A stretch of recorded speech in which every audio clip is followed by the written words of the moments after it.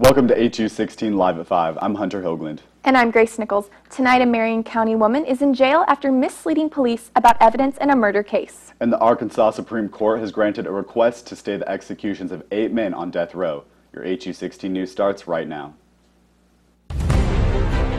From Harding University in White County, Arkansas, bringing you the latest in news, weather, right now is and sports. 6-3. Up next, the men's tennis team is on.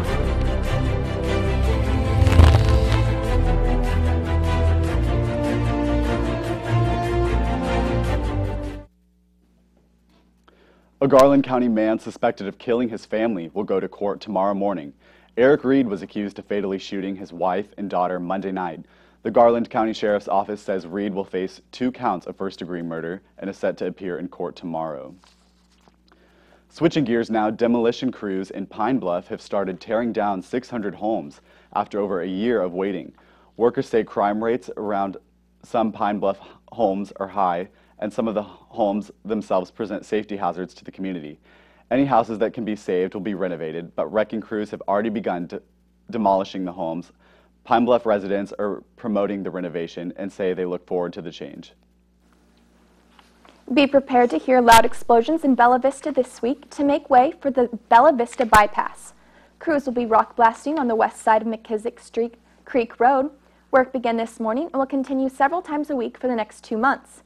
The McKissick Creek walking path will be closed during the blasting, and traffic may be slowed or stopped as a safety precaution. Firefighters in Fayetteville are at risk of losing their pension. The Fayetteville Fire Pension Review Board says funds will likely run out within the next 10 to 15 years. The board has proposed a plan to merge their current plan with the state's plan. However, City Attorney Kit Williams worries that taxpayers would be responsible for paying the $10 million debt that would occur from the merge. Williams recommends a plan to increase mileage or reduce benefits for taxpayers.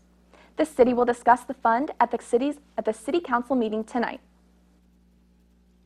A Little Rock man is dead after a construction incident last night. Police say Christopher Miller was operating a forklift when it suddenly rolled forward, causing Miller to fall underneath it. The Occupational Health and Safety Administration is reviewing the incident. And a North Little Rock man accused of planning a shooting is now in custody. Anthony Stewart was 14 years old in 2009 when he posted on an anonymous chat website about wanting to kill teachers. Police found Stewart from his driver's license and took him into custody yesterday. Stewart says he will plead not guilty and he will appear in court again in early December. A silver alert has been issued for a North Little Rock man this morning. Police responded yesterday after Ronnie Abston posted multiple suicidal messages on social media. Abston is a retired U.S. Navy veteran and said he wasn't receiving the proper care from an unspecified veteran hospital. Anyone with information on Abston is encouraged to contact the North Little Rock Police Department. A Marion County woman is in jail after she misled police about evidence in another murder case. Shelby Chevalier was arrested last night in connection with the murder of Jacob Powell. In the town of Flippin, Jason Profit was also arrested and formally charged with Powell's death. When police questioned Chevalier about the whereabouts of Profit's gun, they did not believe her answer. Upon further research, they revealed she had lied to them. Chevalier faces charges of lying to police as well as illegal possession of drugs. The Arkansas Supreme Court has granted a request to halt the executions of 8 men on death row. The men were scheduled to be executed this week, but filed a request last month to prolong their wait time. The Pulaski County Circuit Court is against the stay, but the state Supreme Court officially allowed the inmates' execution stay until a new hearing in March. And the city of Osceola is considering closing several of its railroad crossings. The Burlington Northern Railroad will pay the city almost $500,000 if it will close 5 of its 10 railroad crossings. City officials say they're considering closing fewer railroad stops, as this would pay the city less money. A new steel mill will open nearby, meaning train traffic could increase. The U.S. Army Corps of Engineers warns Arkansas to be careful in water and not to light outdoor fires. Water levels are falling in several lakes throughout the state, exposing rocks and other things that could harm boats. Meanwhile, most of the state has been in a drought through the summer and fall, and the state carries a high fire risk. An unlikely animal is to blame for a fire in Polk County this morning. The Polk County Emergency Management Office said a squirrel jumped on top of an electric transformer, causing it to short out and come in contact with dry grass. 1 acre burned down before local fire departments and the Arkansas Forestry Commission contained the flames. After the break, we have an update on the presidential campaign. But first, let's take a quick look at your local weather with Alexis Jewell. Alexis? Thanks, guys. Today we've gotten up into the upper 70s with our temperatures, except for this weekend we're expected to have some rain, which will cool things down a little bit for us. I'll have more information for you on all of that later on in the show after our national news, so make sure you keep it here.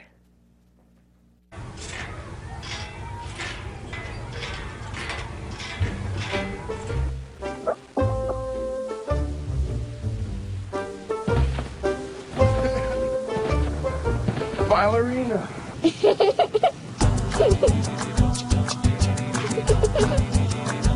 Sometimes all it takes to be a dad is remembering how to be a kid again. Take time to be a dad today.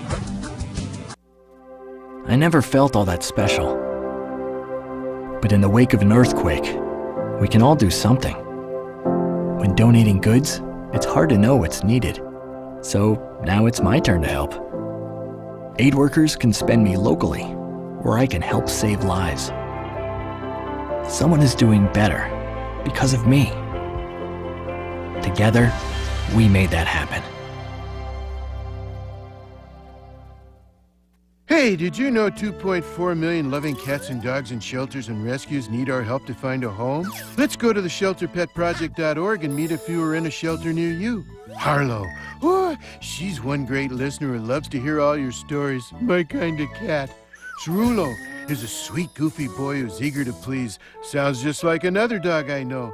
So go to the shelterpetproject.org, search your local shelters and rescues, and go for a cuddle with your next best friend. Adopt.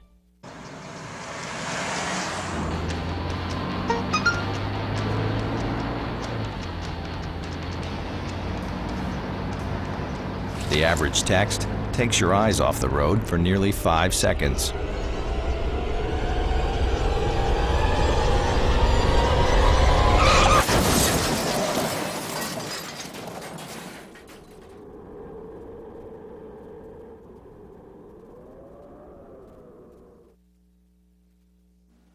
The violence between Palestinians and Israelis has become intense and more frequent. During a press conference with Benjamin Netanyahu, the UN Secretary General Ban Ki-moon warned leaders to act quickly or the crisis will dangerously escalate. Israelis and Palestinians stand on the brink of another catastrophic period of violence. We need to keep the situation from escalating into a religious conflict with potential regional implications. We must create the conditions for meaningful negotiations that will end the occupation and realize the aspirations of both peoples. It's become increasingly difficult for migrants trying to reach Western Europe to cross from country to country. Today, Croatian police allowed immigrants to cross the Serbian border only in groups of 50. Some people chanted, "Open the border," as they waited for their turn. Tens of thousands of migrants from Syria, Iraq, Afghanistan, and elsewhere are traveling through the Balkans on their way to Western Europe. Many are stuck on the Serbian-Croatian border as Croatia negotiates with Slovenia over the number that they're willing to admit each day. 18 people have been killed in the Philippines from a powerful and slow-moving storm that continues to batter the region. Kapu has now weakened from a typhoon to a tropical storm, but is still bringing very heavy rain. As the storm beats on, it is causing widespread flooding and landslides. And now we have an amazing view of that typhoon, courtesy of NASA. The Aqua and Terra satellites took pictures of Typhoon Champi as it moved toward the Japanese island of Io2. The island is known in the West as Iwo Jima and was home to a famous battle in World War II. President Xi Jinping's first state visit to the UK is generating as much controversy as it is celebration. President Jinping will be officially welcomed by Queen Elizabeth, and he's set to address the UK Parliament later on Tuesday. But the main focus of his trip will be on expanding economic ties between the two countries. Downing Street says it expects to generate $46 billion in trade and investment, but critics argue that the new deals could damage British industries. Several lucky families in North and South Korea are reuniting Tuesday after decades of being separated by war. About 100 elderly South Koreans have made the trip to the north to see their relatives. For many, it could be the last time they see each other. Police say a missing Louisiana couple has been found dead. Investigators found their Baton Rouge home empty last night, with their car missing and safe reportedly open. Police say the couple's bodies were later found in a vehicle at a truck stop in Hammond. Autopsies are underway to determine how they died. Police say they didn't find any sign of struggle in the home. The names of the victims won't be released until the autopsies are completed. An early morning house fire claimed the lives of 5 people in the tight-knit community of Maysville, Kentucky. A mother, her 3 children, and a man died in the blaze. The flames were so intense, crews had to enter the home from a second-floor window. It took them about an hour and a half to douse the flames. The fire quickly burned through 5-row homes, damaging at least a dozen apartments and leaving several people homeless. The cause of the fire is under investigation. A group of college students in Mississippi could remove the state flag from their campus because it bears a symbol of the Confederacy. CNN spoke to the young man who is leading the effort at Ole Miss. In the charming southern city of Oxford, Mississippi, relics of the Confederacy are pervasive.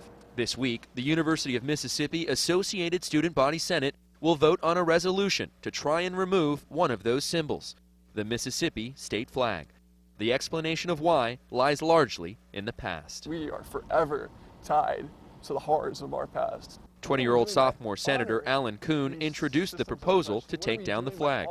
We've flown this symbol of oppression, we've defended it, we've fought for it, and it's time to recognize that that was a mistake and to move forward and show the world and our nation that we're prepared to welcome all people and respect the identity and the histories of all Mississippians. Would we be having this conversation if 9 people weren't killed in a church in Charleston? Boy, I think it escalated the conversation. Over the years, Dr. Jennifer Stolman with the Winter Institute for Racial Reconciliation has chronicled the complex on-campus history. The university leans on the Winter Institute in many ways to make sure that they're up to date, that they're creating the best and most inclusive campus that they can, and they're navigating some old narratives with new expectations. Last year, a spasm of race-related episodes jogged painful memories here on campus, including a noose that was hung from the statue of James Meredith. He's the first black student to attend the university here, desegregating it in 1962. Even still, at least one student senator says there's more to be proud of here than not, which is why he's opposing the resolution to bring down the Mississippi state flag. Student Senator Andrew Sopper wrote in a Change.org petition, "Removing symbols, flags, and monuments will do nothing to change the way people feel in their hearts. Ole Miss students and my fellow Mississippians rise up and push back on political correctness and support the state flag. The school is deeply rooted in tradition, a vestige of Southern history and pride, and has historically been combative to change. Already, at least 3 of the state's public universities do not fly the state flag. But will the state flagship university be next?" Kuhn says it will be a hard-won triumph if his resolution passes. Why is this something that divides us? Why can't we get behind this? Why can't we understand that this is something that affects people every day that they go to class? So that flag is coming down. So if it doesn't pass, we'll find a way. Nick Valencia, CNN, Oxford, Mississippi. I'm withdrawing from any consideration of being the Democratic Party's nominee for the presidency.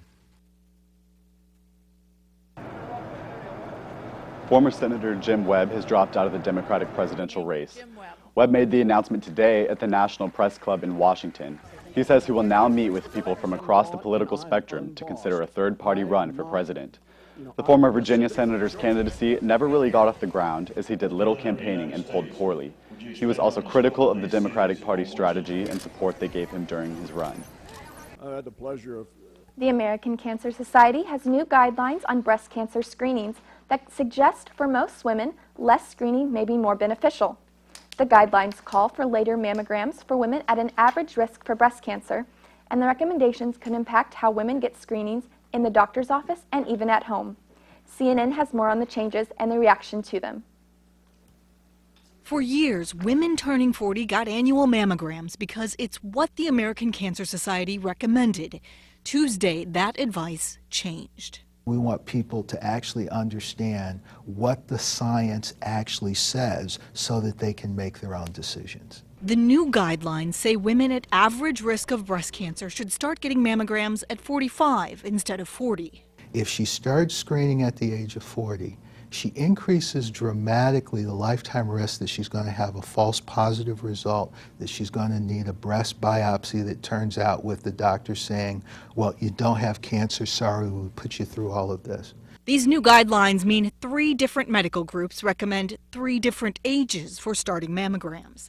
Some physicians say they're concerned insurance plans may decide not to cover costs of early mammograms, or that the guidelines may shift focus away from catching cancer early. Picking up cancers earlier, where the treatment is easier for patients, we can spare patients mastectomies or chemotherapy, is very important for the 1 in 8 women that are going to be diagnosed with breast cancer. The American Cancer Society guidelines no longer recommend a clinical breast exam or breast self-exams for women of any age, though the group points out that the guidelines should not stop a woman who wants extra screening at any age from getting it. I'm Emily Schmidt reporting. Mini strokes are a warning sign of something more serious. We'll take a look at the condition in today's Health Minute. TIAs, or transient ischemic attacks, happen when a blood clot or tight vessel cuts off blood flow to the brain for a short time. TIAs only last a few minutes, but they're a red flag for future stroke. About 10% of patients who had TIAs will have a real stroke within 90 days. Signs and symptoms of TIAs are sudden and the same as those of stroke: numbness or weakness on one side of the body, confusion or trouble speaking, trouble with vision, dizziness or loss of balance, or severe headache with no known cause. It's extremely important to take these signs seriously. Even though they've resolved and you're maybe back to your baseline, it's extremely, extremely important to take this seriously and seek medical attention as soon as possible. Depending on the underlying issue, treatment for TIAs can range from lifestyle changes such as stopping smoking, eating a heart-healthy diet, and exercising, to medications that prevent clots or lower cholesterol, or, as in John Peterson's case, surgery. That technique was able to resolve a number of the symptoms and prevent a major catastrophic stroke from happening. In Boston, Massachusetts, I'm Linda Champa for CNN. Now let's head back over to weather with Alexis Jewell. Alexis. Thanks, Hunter and Grace. We started off with a cool morning, but the temperature has risen into the upper 70s as the day has gone on. The current temperature is 77 degrees, and it feels just like that. We have winds coming from the south at 8 miles per hour, and the current temperature is 40%. The humidity is 40%. The humidity is a little bit higher than it has been for the past few days, but it's still lower than it usually is for this time of year. The average high for this time of year is 73, while the average low is 47. So once again, we're a little bit warmer than we usually are. The record high is 90 in 1963, and the record low was 25 in 1917. And now we're going to take a quick look at our national weather. We have a few different things going on. As you can see, we have some sprinkles of precipitation across the country. We also have a couple of spots of high pressure systems. And also right here we have this area where we have multiple low pressure systems all together. You can also see right where those low pressure systems are, we're seeing a lot of cooler temperatures. And you can also see we have a lot of higher temperatures in a straight vertical line across this middle of the country. And now looking at our temperatures across Arkansas, as you can see in the northern parts of Arkansas, we're in the mid-70s. Fayetteville is 76, and Jonesboro is 74. As we're moving into mid-Arkansas, we're seeing a few different things going on. It's going to be 78 in Little Rock. Central Arkansas is seeing higher temperatures in the 70s. And as we move south, it's in the low 80s. Texarkana and Monticello are both at 80 degrees currently. Also, we have a burn ban still going on for the majority of Arkansas. Here in White County, we're still under that burn ban, but it's also more than just a burn ban. We have We have a high risk of wildfire. The area that's in orange is at a high risk, and then the areas that are in red are at an extreme risk. And we have, looking into this weekend, we have a lot of rain coming in. As you can see, some areas of Texas are expected to have up to 8 inches of rain. Here in White County, we're expected to have 3 or less inches of rain, but in Little Rock, they're expected to get up to 5. And now we're going to look at tonight's forecast. It's going to be clear with a low of 54. It's going to start getting dark at around 6:30. We have some light winds coming in from the south-southeast at about 5 miles per hour. Tomorrow is going to be mostly sunny and a high of 82. As we move to the weekend, things are starting to get cooler. Thursday is going to stay warm with a high of 81, but it's going to cool down as we go on to the weekend, and we're going to have lots of rain, so you're going to want to make your plans according to that. And then we're going to start off with things clearing up as we go into Monday. And that's all I have for you for your HU16 weather. Now back to the news desk with Hunter and Grace. Guys? Thanks, Alexis. Tonight, Sarah Hines is filling in for Abby Loring. What do you have for us today, Sarah? Thanks, guys. Coming up after the break, it's senior night for the men's soccer team, and we have some stats from cross-country teams. Stay with us. Million children struggling with hunger in America. That's 1 in 5 daughters, sons, neighbors, and classmates who don't know where their next meal is coming from. Yet billions of pounds of good food go to waste every year. It's time we do something about it. Feeding America is a nationwide network of food banks that helps provide meals to millions of kids and families in need. Visit feedingamerica.org to help them feed even more. Together, we can solve hunger. Together, we're feeding America. The inherent right to work is one of the elemental privileges of a free people. Endowed, as our nation is, with abundant physical resources, and inspired as it should be to make those resources and opportunities available for the enjoyment of all, we approach re-employment with the real hope of finding a better answer than we have now. Donate to Goodwill, where your donations help fund job placement and training for people in your community. The earthquakes you see in movies are one thing, but real life is a completely different animal. Just because you can't predict an earthquake doesn't mean that you can't prepare for one. In the event of a real earthquake, you should drop, cover, and hold on. Visit ready.gov/earthquake and practice what to do to keep you and your family safe in the event of a real earthquake. And you'll be seen as a hero by your family and your loved ones. Visit ready.gov/earthquake today. Na na na na na, I love you so. I love you, I love you. La la la la, la la la la la la la. We're here. Yay! It's a short drive from your neighborhood to your naturehood. To find a neighborhood park or green space near you, visit discovertheforest.org.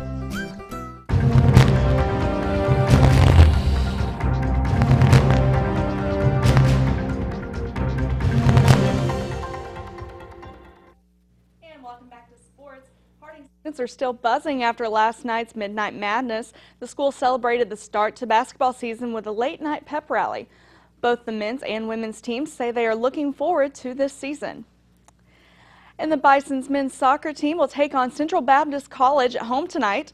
The Bisons are tied with Central Baptist in an overall series of 2-2-1. This will be the first time in 2 years for the two teams to play each other, with the Bisons having the last win over Central Baptist 7-1. The Bisons are coming off of a win from Saturday against Southern Nazarene. The game against Central Baptist College is set for 6 o'clock. And before the game, the Bisons will have their senior night. The Bisons will honor Curtis Hunt, Josiah Ireland, and Christopher Walker. The ceremony will begin before the 6 o'clock game. And the Harding's men's cross-country team won the 2015 University of the Ozarks Invitational on Saturday. Harding also ranked number 9 in the Central Region, and 5 runners placed in the top 7. Senior Russell Chase won the 8K event with a course record time of 25 minutes. Freshman Camden Barrett was second, and junior Lucan Goodspeed was third. And rounding out Harding's scoring runners were freshman Larry Lopez placing 4th, and junior Daniel Evans placing 7th. The Ozarks Invitational wrapped up the regular season meets for the Bisons, giving them 3 wins of 4 races this season. Their next run will not be a conference race, and it will be Saturday at the Great American Conference meet in Monticello. And the women's cross-country team was also at the race this weekend. The women's team ranked 5th in the Central Region, and 5 of its runners placed in the top 10. The Lady Bisons won the Invitational. Senior Tammy Kim was Harding's top finisher, sophomore Christy Smith was 4th, and rounding out Harding's top 10 finishers were junior Alexandria Whittington, freshman Kaylin Turley, and junior Kaylin McKinn. And the men's golf team was in its 3rd of 4 tournaments today. The Central Region preview began yesterday, and we're taking on 19 other teams from the Central Region. The teams played 36 holes yesterday and 18 today. Harding is coming off a 6th place finish at the NSU Invitational, where sophomore Mason Banger was top finisher for Harding. This is Harding's 3rd time in the Central Region preview. And while Harding's men's golf team is in Missouri, the women's team is in Oklahoma. The women are in Oklahoma City playing in the GAC preview that began yesterday and goes on through today. This is the team's 4th and final tournament. The Lady Bisons will take on 9 other teams. Harding is coming off a strong outing from the UCO Classic in Oklahoma City. The Lady Bisons shot over 679 over 36 holes, which is the best score in the season.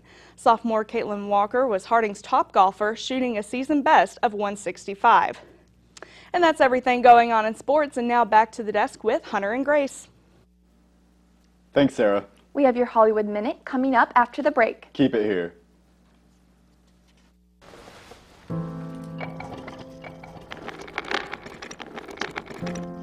Maybe he's really focused. Hey, Michael. Michael. Maybe he likes spinning the wheels. Maybe he just loves trucks. Maybe he's just being a boy.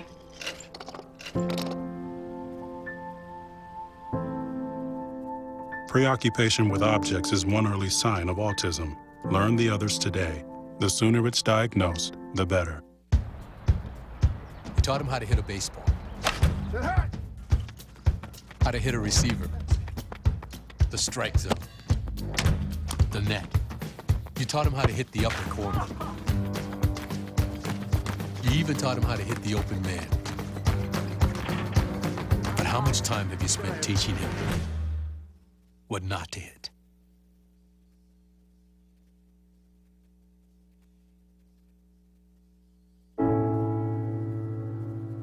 I guess sometimes things just happen. Devastating things. Your whole world changes in an instant. That's what happened to me the day my mother had a stroke. I'm Paul George, and I want you to spot a stroke fast. F, face drooping. A, arm weakness. S, speech difficulty. T, time to call 911. Protect the ones you love. Spot a stroke fast. I love taking care of my mom. It wasn't easy at first. She learned how to better communicate her needs. And you learned how to not ignore yours. I discovered how to make healthier meals. And I discovered how much I enjoyed them. Becoming a caregiver is a learning experience for everyone. Find articles, tips, and tools from experts and others who have been in your place. The Caregiving Resource Center at aarp.org/caregiving.